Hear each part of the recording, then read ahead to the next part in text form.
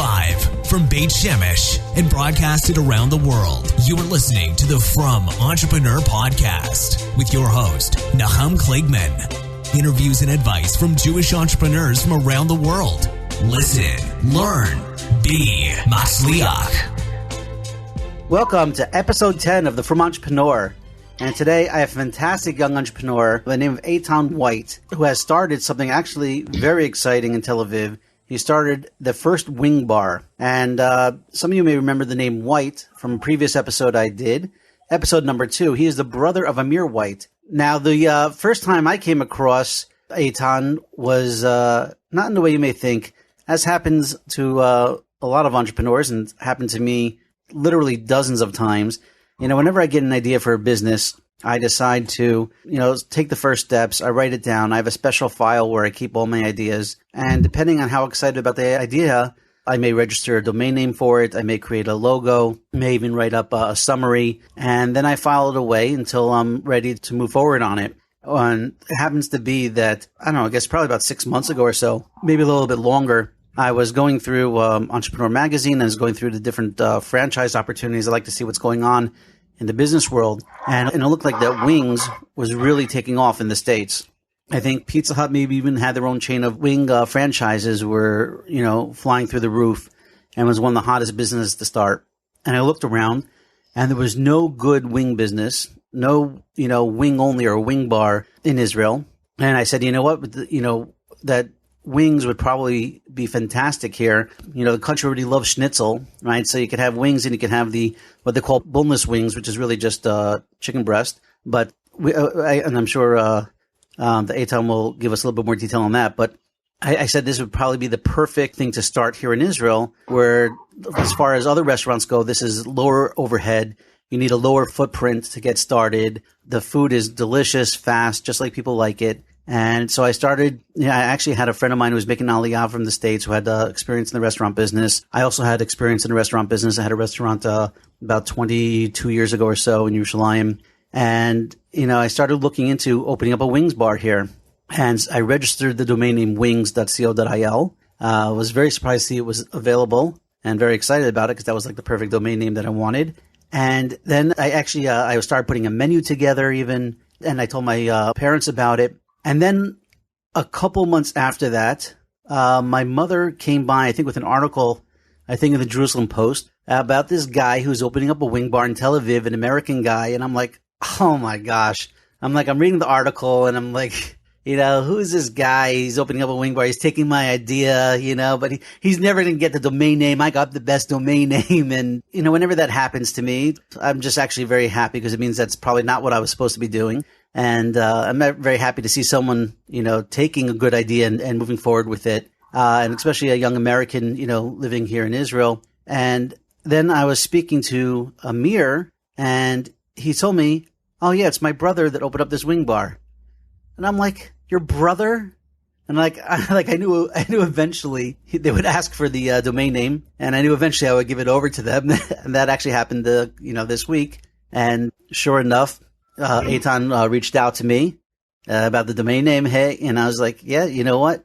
I'll give it to you. I'll give it to you for, whatever the registration cost was. I'm just happy to, sort of live my life or live my idea out through you. And we talked about getting him on the show and we hooked it up. And so I want to welcome to this episode, Eytan White. Eytan, welcome to the show. Thank you very much. It's really nice to be here. So I love a young entrepreneur. I love a guy who has an idea or how he takes an idea. And I heard a little bit about your story, I think, from the press, whatever, and we'll go through it a little bit. But, that you weren't afraid to take the steps forward. Like I've known a lot of people in the restaurant business, and it's a tough business here in Israel. And it's even tougher for, I think, an American. But, why don't you tell us a little bit more about the Wing Bar? What's the official name? Wing Bar? It's called Wings Bar Knafayim because actually there's an interesting law here in Israel in terms of signage on the outside of your store. You must have Hebrew on the sign. It can't be all English. So we had to incorporate, Wings was obviously it seemed like the best name to go with, but we had to incorporate Hebrew into it as well. So that's interesting. Yeah. So it's Wings Bar Knafayim, which is Knafayim. Wings, yeah. Wings-Bar Knafayim. Okay. So, first of all, I want to hear a little bit more about you. I want to hear, first of all, you're older than Amir, correct? I am. I am the oldest of 6. He's number 3. Oh, he's number 3. He's not even number 2. Well, he's the first to get married and have kids, so he's number 1 as far as my parents are concerned. I hear. You're married? I am not, actually. How old are you? I'm 30. 30. Okay, so we're going to have to find you a shidduch also. And any, from women out there that are into wings, I got a perfect guy for you. So when did you move to Israel? Why did you move to Israel? A little bit about history, where you grew up, that type of thing. Sure. Just some background.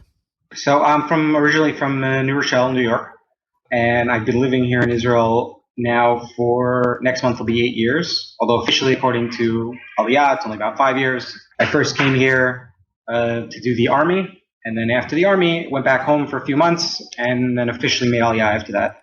Oh, wow. Yeah, the decision came when I was actually doing a year in yeshiva here.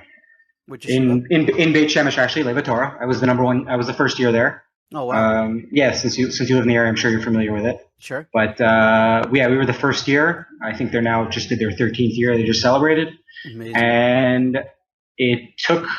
I mean, I remember I didn't even really want to go to the gap year program, but I had a lot of friends that were doing it. So I figured, what the hell? Everyone else is doing it. I'm going to jump on the bandwagon and see how it goes. And it took about 2 months till I called my parents and I said, hey, just want to let you know, don't worry, I'm coming back to finish college, but as soon as I'm done, I'm joining the army and I'm moving to Israel. Just a heads up. So, and they accepted that pretty calmly. My mom was like, okay, great. Well, I think glad you're happy. After a couple of years of college, you may change your mind. I think, well, to be honest, my mother did a year program in Hebrew U and wanted to stay, and her mother pulled the classic Jewish mother guilt move and made her move back. And I think she enjoyed the fact that she got to live vicariously through her children making Aliyah. And then eventually she might join us here as well, God willing. You said there's 6 of you. How many live here now? So there's 4 boys and 2 girls, and all the boys live here in Israel. Oh, wow. That's fantastic. Yep. That's really so great. It makes sense. They'll follow. Okay, so you went to college. Where'd you go? I started out at actually originally did early admissions, left high school a year early, and did 2 years at Rockland Community College. Okay. Then transferred to University of Maryland. And then basically with the Army, interesting story, the Army program I joined was called Machal, which is a volunteer program for people who are not citizens. Mm-hmm. And they told me that the cutoff date for joining a combat unit was 23, which turned out not to be true, as I found out my first day in the Army and met a 29-year-old German guy who was in my unit. Right. Regardless, I had 1 semester left to finish school, which was, I would have turned 23 during that final semester. So I basically left college, came here, joined the Army, only to find out that, it wasn't something I necessarily needed to do, but that's basically the gap in between my Army service and my Aliyah was when I came back to finish my final semester and get my degree. So my degree is actually from Turo in the end, because wasn't able to defer from University of Maryland for 2 years. That's great. That's a great story. You get that a lot in Israel, and those that are living here really know that you'll be told something as if it's like 100%, mea chuz, of course, and then you'll find out like a week or months or years like, no, that's not true. Yeah, it's definitely one of the most important things I've learned about this country is that nothing's set in stone, and if you yell loud enough, you'll usually get your way. Right. So that's crazy. You leave school in order to make the cutoff line that didn't really exist. Yeah. But obviously it was all Hashagacha Protis and it was all meant to be. Yeah, not a thing I regret about any of it. So what was your degree in college? Business management and marketing. Oh, that's perfect. Yep. So how did we get into Wings, opening up a restaurant? How did that whole story come? Is that like always something you wanted to do? What were you doing in Israel after the Army? So you can actually ask any member of my family. I've always talked about opening up a restaurant since I was maybe 12 or 13 years old. But I kind of always thought it was going to be something I did when I retired, because I'd always heard these crazy horror stories about restaurants, how hard they are to do, yep. The percentage that actually succeed. And I figured, it's something I'm passionate about. I do enjoy cooking, I enjoy food. So you know what? One day, God willing, I'll have enough money that I can kind of do it as a hobby on the side. But basically what happened is after I made Aliyah officially after finishing the Army, I started working here in high tech, and I was working for a startup. Which one? They don't exist anymore, but they were called Sortle. They were basically a platform that integrated with Facebook, created a Facebook store, which I know they still exist right now, but this one didn't make it. Okay. And I was running the fledgling sales department at the time. And eventually they failed, and I had some free time on my hands. And the wings idea had actually been something that had been inspired through my fellow Olim here in Tel Aviv. I had been very involved in the Olim community here in Tel Aviv. I actually have an Amutah that I'm partnered with a few people here where we do what's called White City Shabbat. We do Shabbat meals. We do community stuff around holidays and around Judaism. And so part of that involved, it started with me hosting a lot of meals in my house, and then eventually I met someone who had more community connections, and we were able to reach out and start doing, once a month we do a 200-person meal and all the Chagim, and we do stuff like that. There was something like the biggest Shabbos meal ever. Yes, we are the first and only world record holders for the largest Shabbat meal in the world. Oh, wow. That's amazing. How did that come about? Who decided to go for the world record? So it's me and my friend Jay Schultz, who's the guy who connected me with the community here in Tel Aviv. We kind of came up with the idea. I don't even remember what we were doing at the time, but it was just kind of like something silly where we were just like, what the hell? Why don't we go for it? And we have such an amazing community of volunteers and people in Tel Aviv who actually care about this kind of stuff. So we were able to, over time, it took us a long time to put it together, but over time we were able to secure donors, raise some money, and put this whole thing together. It took a lot of effort and a lot of hard work, but how many people eventually did you have at the meal? 2,226. 2,226. Yeah. My gosh. And where did it take place? So there's a place called Hangar 11 in the port of Tel Aviv in the mall. Sure. So a good friend of mine is the owner of the place, and he was very excited to help us out. In fact, he even told me towards the end of the meal, we were sitting down having a few l'chaims, and he said, and he's done everything there from, Game of Thrones exhibitions to Eytan White concerts to hosting debates amongst politicians, like everything imaginable. It's the biggest indoor venue in Tel Aviv, as far as I know. And he said, hands down, this meal was the best thing he has ever used the hangar for. Wow, that's beautiful. How did you were in charge of the cooking, or you hired a caterer? No, we hired a caterer. I was going to say, yeah, cooking 2,000 plus meals. Yeah, that was intense. We even flew in a Guinness judge and everything. It was really one of the most exciting things I've ever had the honor to be involved in. What a Kiddush Hashem, too. I assume not everybody that came were from at the time. I would say the majority probably aren't. This is Tel Aviv, and even though there is definitely some misconceptions about Tel Aviv and how religious it is, there's definitely a very strong and constantly growing religious community in the heart of Tel Aviv with active Olim and Israelis, and it's really amazing to see. And having been here since it really started getting going, it's really exciting. That's beautiful. What a great thing. What a great story. Okay, yeah. So moving further, so you had some time on your hands. You were doing this Amutah, getting people into Shabbos, doing meals and cooking and, hosting people. And what happened? So basically, one of the things I had been doing as far as hosting was the one sport I still follow here in Israel is football. Baseball and basketball, well, I used to be a fan. Honestly, it just stopped being interesting to me. And football is the one thing I follow religiously here in as far as sports. Right. And so what I did was I was always watching the games Sunday night. It involves staying up late, but we got to make some sacrifices for the things we love. Right. And what goes best with football? Wings. So my mother used to make buffalo wings in the oven back home using it was mostly Frank's Red Hot and margarine. And I started playing around with the recipe, improving it as I saw fit. And basically every Sunday night I would have, I think we started out at maybe like 6 or 7 guys, ended up being eventually 30 guys every Sunday night at my house. Everyone to bring beers and a few shekels to just contribute to the cost. And I would just make kilos upon kilos of wings. Wow. And many, many times they would come up to me and say, wow, these are so amazing. You should open up a restaurant. I'm like, okay, great. Yeah. I have a job right now. I'm not insane. I'm not going to leave my...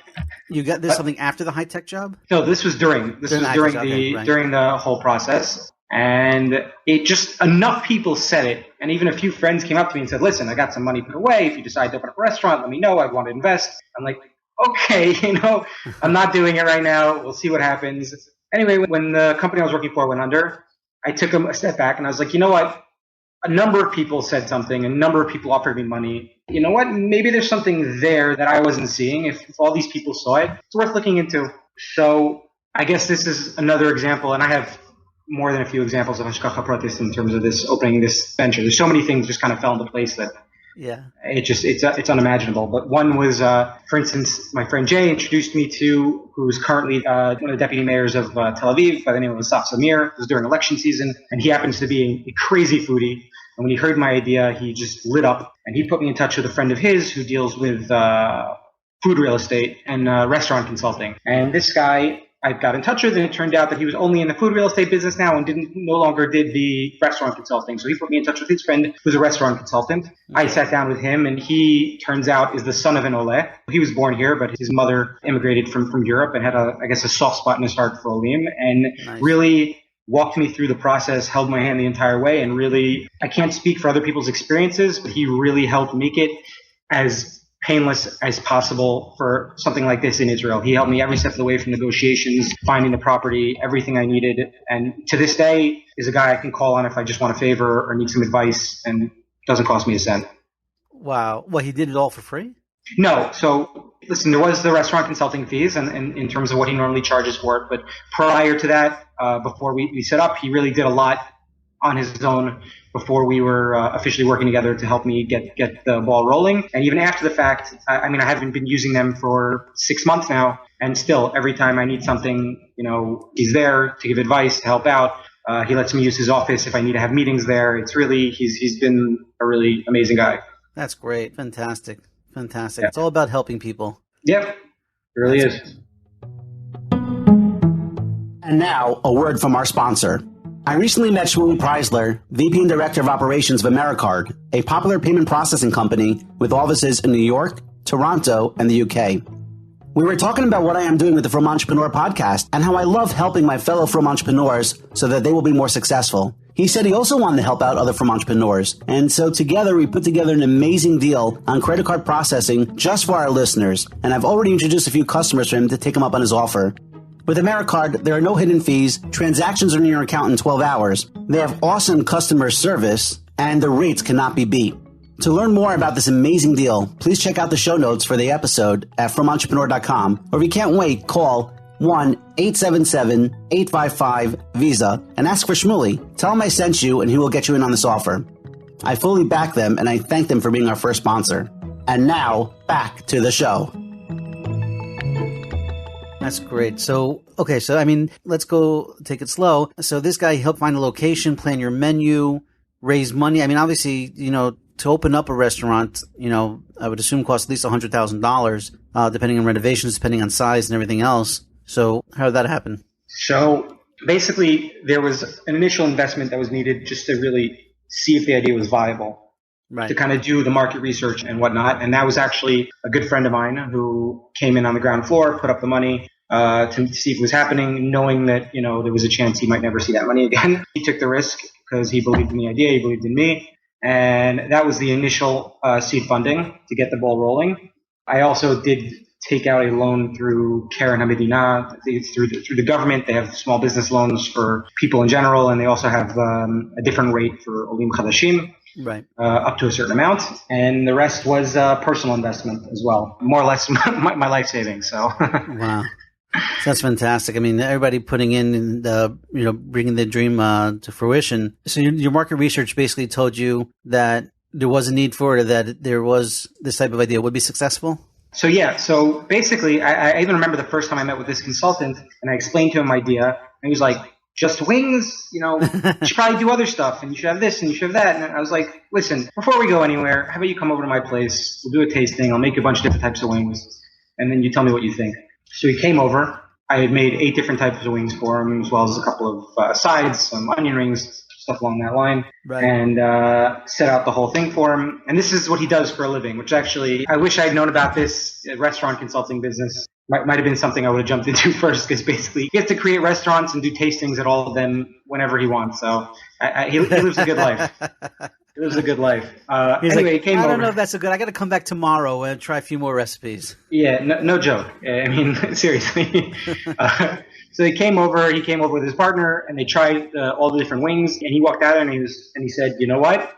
I was wrong. This is a fantastic idea. Let me run it by a few people. I think this is something that could work. I didn't really realize there were so many different things you could do with wings. I didn't realize you had this many recipes. So our next step was to find what they call a culinary consultant in the business. It's someone who basically helps you. While I've been cooking at home for a long time, there's a major difference between what you serve in your house and what you serve at a restaurant in terms of creating consistency. I'm more, when I'm looking to make something. Streamlining, preparation. Yeah, exactly. And simplifying recipes where they don't need to be complicated and just measuring it out. I kind of eye things out. At home, when I'm making something, I don't really follow the recipe. So this was an opportunity to really break it down into something, that made sense for everyone, not just the way I looked at it. So we shopped around for a chef for a little while, and one of this guy's, his good friend was this guy by the name of Leon Alkali. Anyone who's involved in the culinary world here in Israel is familiar with him. He's the first guy who ever had his own cooking show in Israel. He's one of the owners and the founder of Tony Vespa Pizza, which is like the biggest pizza place in Tel Aviv. He actually just had another TV show recently that came out. He's basically like the foremost Italian chef, or one of the foremost Italian chefs in Israel. Mm-hmm. And my friend, the consultant, basically used to go to him every once in a while for advice. Right. And he asked him what he thought about the idea, and his response was, "This is genius. Like, for 10 years, I've had this idea in my head, and I just he kind of stepped out of the opening." I don't feel so bad anymore. I only had it for like a couple months. So. I think you had it a little bit before me, because I remember when I first opened up the restaurant and I looked at acquiring a domain name, it had already been acquired. So you've had it for at least a year, is my assumption. Right. So basically, he said, "Great idea. I've been thinking about this for a while." Also, for those who are familiar, it's non-kosher, but there's a restaurant called Giraffe in Tel Aviv, which is it's very big Thai food, Thai noodle restaurant chain, which he also built the original menu for, which is one of the other things he's well known for. And he said, there was two things I always wanted to open up. He's like, a Thai noodle place, which he did the recipe for. He's like, and a wings place. Huh. So the guy, the consultant, basically told him, it's like, "Sorry, you don't fit our budget," because we'd already built the budget in terms of what a consultant's supposed to cost. Right. And he said, "We're looking elsewhere because we can't afford you." Right. And he turned to me, he's like, "Listen, I want to meet the guy whose this idea is. I want to sit down. I want to talk to him. Set up the meeting, regardless of cost." Okay, great. So we sit down, we talk. He pulls out. First thing we do is he pulls out. Were you nervous about meeting him? I mean, this is a guy who's, So I was unfamiliar with his level of fame at that point. I figured it out later on. Another cook. It was I knew he was a big deal, and he was definitely eccentric individual who I'm lucky to count as a friend at this point. We really had a great time building the menu. But he basically showed up with a notebook packed with ideas that he had been working on for years, as far as recipes and whatnot. For wings? Yeah. Oh my gosh. And after we sat down, we met, he agreed to lower his price to match what we were willing to pay. Wow, that's amazing. Just because he was excited to work on the idea, and we really had there was a kesher there. That's a great Hashagacha story. I mean, you're getting the top of the line, top to the top, and for a price that's probably unbeatable. And the guy took real interest in you, interest in the idea. I mean, I'm looking at the menu now. You have some really creative things. The Mumbai coconut milk, curry, mango, and apples wings. Yeah, that's all him. That's something I never would have even considered putting together. Coconut milk, curry, and peanut butter. Yeah, that one's also quite excellent. Another one of his. Wow, and it's just the sesame and honey. Was this? I don't even know how to pronounce the Chicago. What is that? So sriracha, it's a very, very well-known Thai hot sauce that's very big in the States right now. But yeah, that was actually. So I guess we'll get to that in a little bit. But the guy I have helping me run the place, who's now brought in as a partner, is a manager by the name of Robert Benor, and he's a chef by trade. And I brought him in to help me manage the place, which was also another how I met this guy and how perfect we worked together. It's really just is another example of, like I said, Hashagacha Protis. But he's added a few recipes to the menu, and that happens to be one of them. Was the sriracha, honey, and thyme? Yeah, quite excellent. Nice mix of sweet and spicy.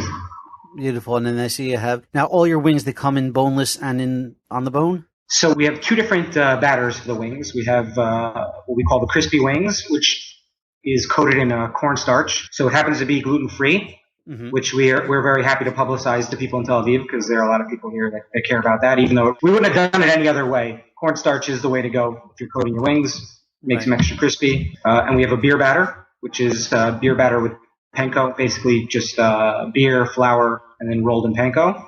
What's panko? Which makes panko is these Japanese breadcrumbs. Oh, okay. And then we have the boneless option, which we call popcorn chicken, which is basically these little cubes of pargit that are rolled in a cornstarch, white wine, and a spice mixture, and then fried. And then you can have that either plain, which is excellent plain. So are the wings, actually. Just straight up cornstarch fried wings happen to be amazing. Blew my mind the first time I tried them. But the popcorn chicken's available with all the sauces as well, and that's our boneless option. And we use, instead of just chazeov, the chicken breast, we use pargit, which makes it nice and extra juicy. Juicy, yeah. Wow, it's an exciting menu. It's a fun menu. I mean, it's always something new to try. And how big is the place you have? How first of all, where is it located? So it's located on Herzl Street, number 12 in Tel Aviv, which is borderline of South Tel Aviv, right in between Rothschild and Leonblum. A pretty high traffic area. And since we keep coming back to this whole concept of Hashagacha Protis, this is actually, I remember when I was first thinking about the wings place, before I even committed to anything, I said to myself, if I'm going to open up a place, it's got to be, and I'm not even joking, I found a location 3 weeks into when I was looking on the exact block that I had originally thought of a year earlier. And I was convinced that wasn't going to happen. I started looking and I said, okay, there's no way this is going to happen. And it worked out that the exact place to within a 50-meter radius of what I wanted, I found, and it worked out amazingly. That's amazing. That's because I know in the restaurant business, location is key, and then to sometimes find the right place, and everything that could go wrong with the place could take many months before you find something that's matim. Yeah, so that was actually one of the few. My consultant, one of the great things about him is he was notoriously pessimistic about everything. He always thought of the worst case scenario, and that's the way he worked. And I guess when you're constantly working in the restaurant business, and most of them don't make it, that's probably the proper way to go about it. And the only 2 times I ever saw him excited and with like a smile, a real genuine smile on his face, was when we found the location. And when we hired the guy, I brought in Robert to help me manage the place. Those were the only 2 things I ever saw him excited about during the entire process. And it was funny watching him when we went into the place. All he did, like a good Israeli, all he did was point out the flaws in the place to the owners and complain and complain and complain. And the moment we walked out and the owners walked away, he pulled me aside. He's like, we need this place now. Yeah, it was brilliant. So how big is the place? So it's about 70 square meters total. It's 2 floors. The upstairs we have 2 bathrooms, and storage is pretty much all the upstairs. Right. And downstairs we have the kitchen with the counter in front, and we only have about a little less than 20 seats. I think it's 18 or 19 seats. I was going to ask you, how much of your business is delivery? So we started delivery about 3 months after opening, and it took off. When did you open, by the way? September 16th was our official opening date. So we actually have about 3.5 months to go till our 1-year anniversary. Wow. Okay. Which we're excited for. So yeah, it's like I was saying in terms of like seating, it's not a lot. I'll be honest. There are certain nights where there's no question we're losing customers because there's a line out the door and there's nowhere to sit. Right. In fact, I've had a few people complain on our Facebook page regarding this, giving us. It's funny. People don't realize how it affects a business, but the ability to complain online and post reviews and whatnot. I've literally had people go on our Facebook page and give us a 1 or 2 star rating because we didn't have enough seats for them when they wanted to come by. It's a shame. Yeah. So, I mean, it's really I mean, that could happen anything. If you had 100 seats and there was just not enough room, people can complain. But that's not something you should write negative stars about. Yeah, you'd think. But customers are very picky here. And we're trying to bring a very American-style customer service mentality to the business here. Right. Which and it is welcome. And I noticed it actually works quite well here. It's funny. Israelis... Even though I would say about 50% of our clientele is probably English-speaking, we have, I'd say 30 to 40% Israeli, and the rest probably fit into European, like French, Italian kind of market, maybe Russian as well, you could probably throw in there. The Israelis, they're not really used to be treated well by the people that are serving them. And it's funny because remember when we were first opening, we had massive lines out the door. Right. Things have calmed down now. They're still going well, but our first few weeks of opening were truly mind-blowing. Right. And you see, there's a huge line and people are waiting. We weren't necessarily prepared for that kind of demand. So, for a fast food place, for you to wait 15 minutes for an order, that's a long time. Right. And you'd see people out there, looking bummed or a little bit angry. And so what would we do? We'd put out, we'd throw in a bunch of extra wings or some fries and just put them out and hand them out to people to eat or offer someone a free drink. And I noticed almost to a T with Israelis, when you offered them something, when you basically went up to them and said, hey, I'm really sorry that this is taking so long. Can I get you a free drink? Can I get you something? Almost to a man, they would say no. but immediately turn friendly for offering it to them. Americans, on the other hand, and by the way, the Israelis, they look at you kind of strangely. The Israelis would look at you a little bit strangely, like, what is going on here right now? Right. Like, I'm confused. I don't want what you're selling, but I'm going to smile now. These mind tricks you're playing. Exactly. The Americans, though, you're like, hey, would you like a free beer or free whatever? They're like, yes, of course I would. That's great. How much of your business would you say is walking off the street, like people just walking by as opposed to people seeking you out? So we definitely have a lot of people seeking us out. Although the people who are seeking us out are almost exclusively Americans or English speakers. Even people coming as far away as the Gush for a night out with like family, and they'll come out here to try the wings place because they heard about it. It seems to have spread like wildfire amongst the English-speaking community because, I mean, in the States, if you think about it, wings is a big thing, but I mean, as far as I know, correct me if I'm wrong, none of those places are kosher. Right. I think I did see, I'm not sure, no, I don't think there's any exclusive wing place. I think you have like Schnitzies and other schnitzel places, but to do like a kosher wings place in the States, I guess I haven't seen. Yeah. As far as I know, it's just so people, they're very excited. They're like, okay, I'm born in the States. I'm religious. I know wings are a big deal in America, but I've never really had them outside of, just as an entree at a place where they have one flavor and it's really not the thing they do, so they may not do it the best. But here, This is what we focus on. I mean, one of the best compliments I ever had regarding my place is one thing I never wanted to be is I didn't want to be the best wings place, for Israel. I mean, there are other people that have wings here, and granted, we are the only wings place that deals exclusively in wings in the country, but I wanted these to be good wings as far as wings are considered. That's it. And America is the wings probably capital of the world as far as it goes. I mean, the amount of wings that Americans consume is mind-boggling. But that's what I wanted. The fastest-growing restaurant chain or wing franchises. I think on Super Bowl Sunday, there's some insane statistic about how many billions of wings that are eaten. It's ridiculous. Right. But one of the greatest things was when I had someone who came in. She was visiting from the States, from Buffalo. Her favorite place was Anchor Bar, the place where the buffalo wings were invented. Right. And while she did say that she felt the Anchor Bar ones were better, she felt that these were excellent, and she would definitely come back, and they were really quality wings. And that was the moment where I was like, that's great.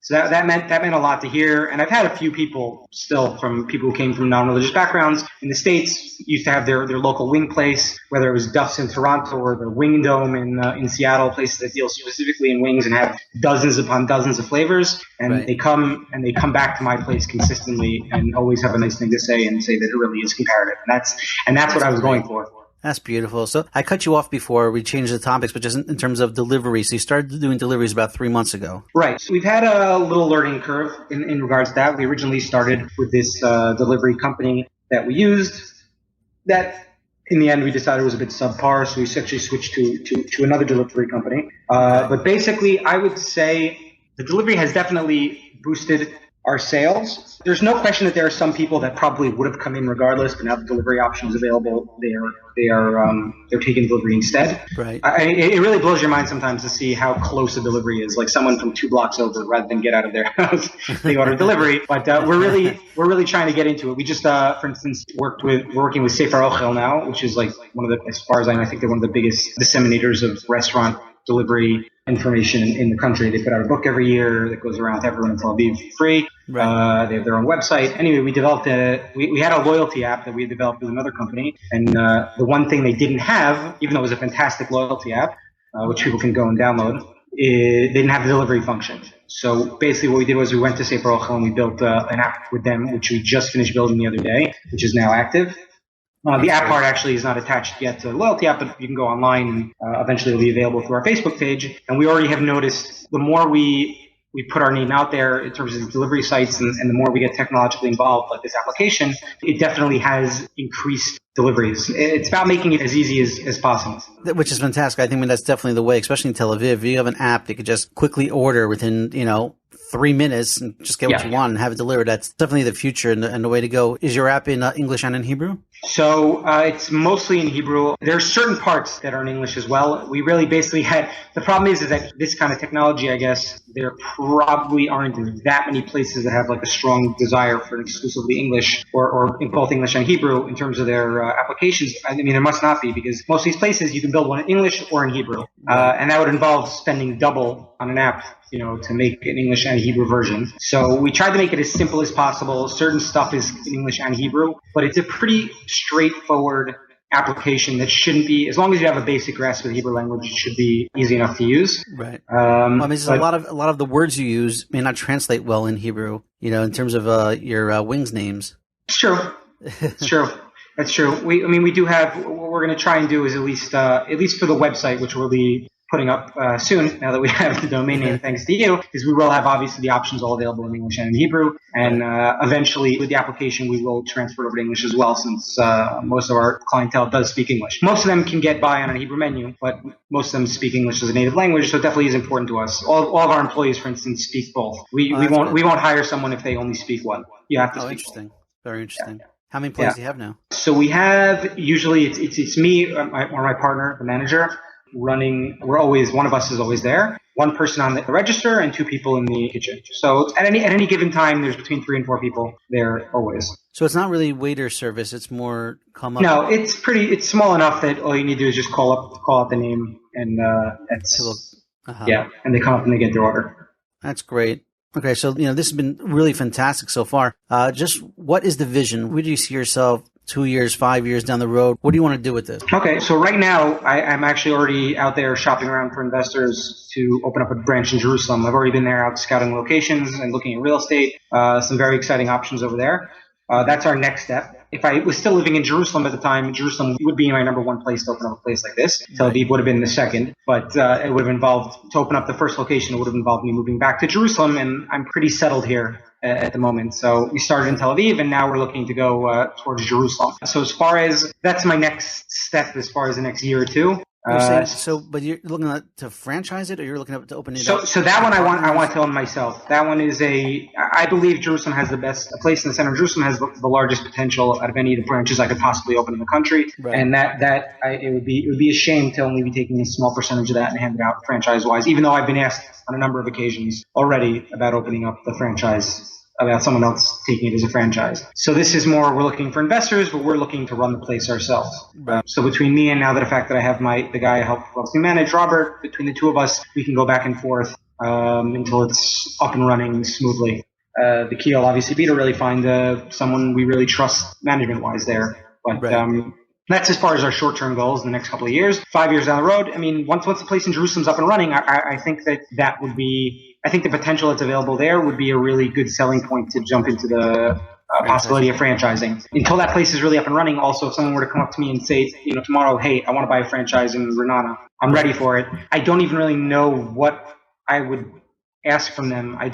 There's not enough. I have one store in Tel Aviv, so it's really, I don't know if that's a good enough baseline at the moment. Right. So you want to see, once you can replicate it and see that the replication works, then you have something to sell. Exactly. And then after Jerusalem's been up and running for, I would say, at least 6 months to a year, I'll be open to franchising in the future, which is where I think that's obviously the ideal place to be as far as I'm concerned. What about sporting events? In America, you go to Shea Stadium or whatever, and Yankee Stadium, get a vending cart or is that something that you could see yourself doing, or is that something you thought about? It's interesting in terms of, it really depends on location as far as laws go, because we've catered events before in terms of providing the Lone Soldier Center here, ordered enough wings for 100 people for an event they did, and we put them in giant tin aluminum pans and set them over there, and everyone had a blast, and it was great, and it was fantastic, and everyone had nothing but good things to say. But I know personally, at least from my own personal standards, wings they're not fresh once you're eating them, like if they've been sitting in a pan an hour and a half later and reheated, it's not the same thing. It's not as good. Right. So ideally, I'd like to be able to find, and like I said, it depends on the location and the licensing rules and laws associated with that in terms of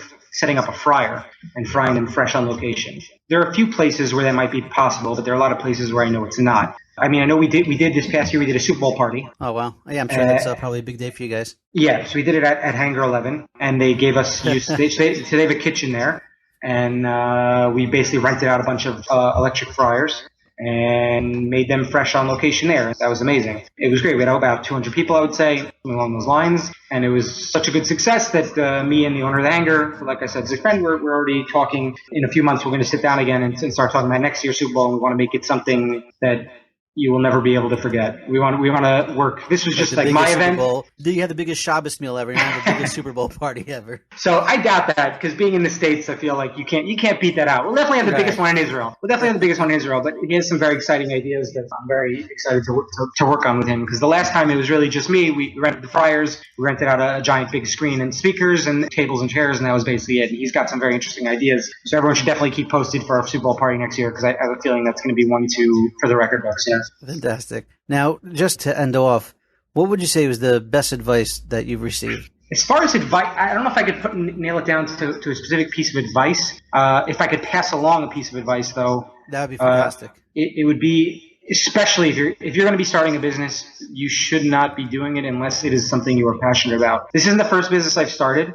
I had another one that was in the construction business, and I believe it was a good idea, but it was something I eventually, exciting while it was at first. A few months in, I realized I was not passionate about it. I wasn't waking up in the morning excited to go out and do the work, and it really affected the quality of like how I ran the business and everything around it, everything associated with it. When you're doing something you're passionate about, it takes on a whole new light, and it no longer becomes work. I don't know who it is I'm quoting here, but I've heard this many times. They say, yeah, it's basically, if you love your job, it's not a job. Exactly. That's the word.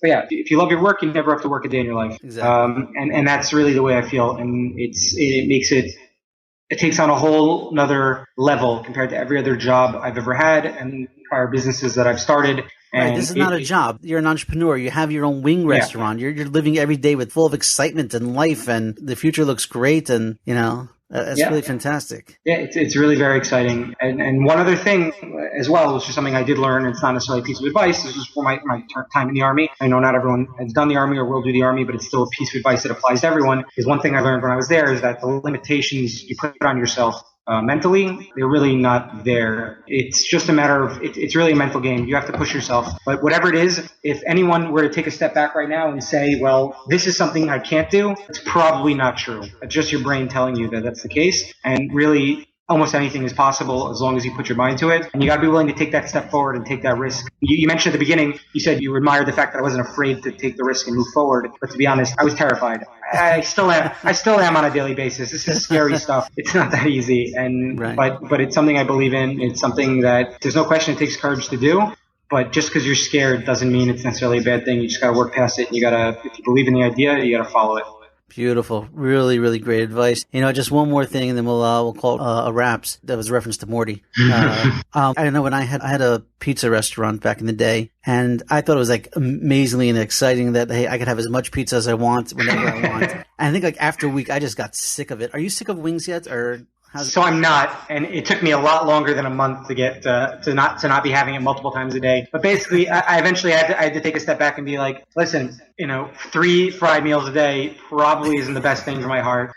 This is not to dissuade anyone from coming to wings as often as possible, but I was definitely eating too much, and I still have it on occasion, and I never get sick of it. No joke, it blows my mind. I've made comments to you before how I'm not tired of it, and I probably never will be tired of it. But I definitely cut myself back a little bit, just because I guess you got to throw a salad in every once in a while. What's your favorite wings on the menu? So it's between the Buffalo and the Chicago. I like spicy foods myself. The Buffalo is our number one bestseller, and I was making that for years before we ever opened the place. That's great. And the Chicago, which my partner made. Yeah, so in the Chicago, between the two of them, there actually are 2 bestsellers hands down, probably Buffalo and then Chicago. Right. But I've always been partial to spicy foods, and those 2 are the ones that really, speak to me. And 9 times out of 10, when I place an order of wings, those are the ones that I'm going for. That's great. All right, Eytan, we could keep going for a long time, but this has been absolutely fantastic, full of useful information, a great story. I want to wish you continued hatzlacha and